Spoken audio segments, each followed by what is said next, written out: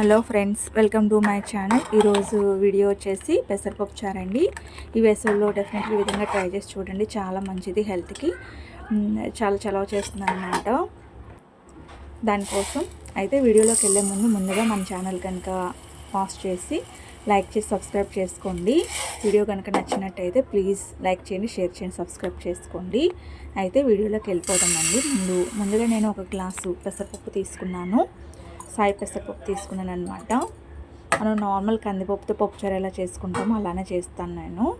Taste అయితే చాలా బాగుంటుంది.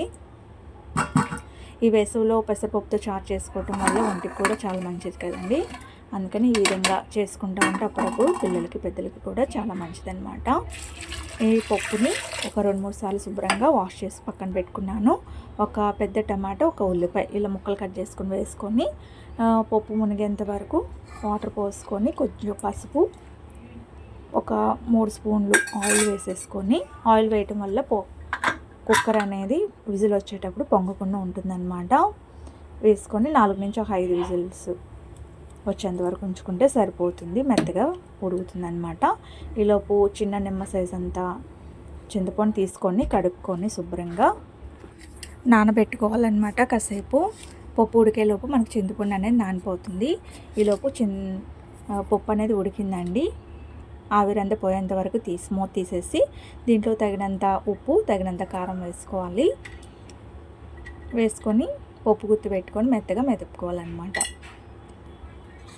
ఇలా మెత్తగా మెదిపిన ఈ పప్పులో ముందుగా మనం చింతపండు నానబెట్టుకున్నాం కదండి, అది నేను గుజ్జు తీసుకొని పక్కన పెట్టుకున్నాను. ఆ గుజ్జు అనేది వేసుకోవాలి. వేసుకొని ఒక గ్లాస్ వాటర్ పోసుకుంటే మీ చిక్కదనం బట్టి కొంచెం వాటర్ పోసుకుని, నేనైతే ఒక గ్లాస్ వాటర్ పోసుకున్నాను. మరీ చిక్కగా చేయలేదు, అలానే మరీ పలుచగా చేయలేదు, మధ్యస్థంగా చేసుకున్నాను అనమాట. అలా అయితేనే చాలా బాగుంటుంది తినడానికి. ఒక గ్లాస్ వాటర్ పోసుకున్నాను అనమాట, సరిపోతుంది. ఇప్పుడు స్టవ్ వెలిగించేసి ఈ పప్పు అనేది బాగా తెరలపెట్టుకోవాలి. ఓ పొంగొచ్చేంత వరకు ఉడికించుకోవాలన్నమాట. ఇలా పొంగొచ్చేంత వరకు ఉడికించుకుంటే టేస్ట్ అనేది, పప్పు అనేది మంచి టేస్ట్ వస్తుందండి. పప్పుచారు అయినా కానీ ఇదైనా కానీ ఇలా మరిగించుకుంటేనే మంచి టేస్ట్ వస్తుంది పప్పుచారు. ఎప్పుడైనా కానీ గుర్తుపెట్టుకోండి. చూసారు, ఇలా మంచిగా తెరిగితే చాలా బాగుంటుంది అనమాట.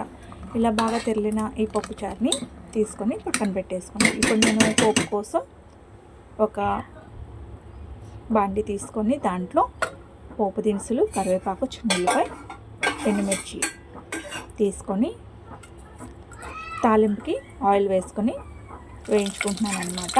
ఈ పోపు అనేది బాగా వేగిన తర్వాత స్టవ్ ఆఫ్ చేసేసి ముందుగా మనం ప్రిపేర్ చేసి పెట్టుకున్నాం కదండి, ఆ పప్పుచారు తెల్ల పెట్టుకున్నాం కదా, అది వేసుకోవాలి. స్టవ్ ఆఫ్ చేసేసి వేసుకోండి, అప్పుడు మీరు చిన్నగా ఉంటుందన్నమాట. ఇలా మొత్తం వేసేసుకుంటే పెసరపప్పు చారు అనేది రెడీ అయిపోతుందండి. చాలా బాగుంటుంది. వేడి అన్నంలో నెయ్యి వేసి పెడితే పిల్లలు చాలా ఇష్టంగా తింటారు. మీకు కూడా నచ్చినట్టయితే వీడియోని లైక్ చేయండి, షేర్ చేయండి, సబ్స్క్రైబ్ చేసుకోండి. Thank you friends, thank you for watching.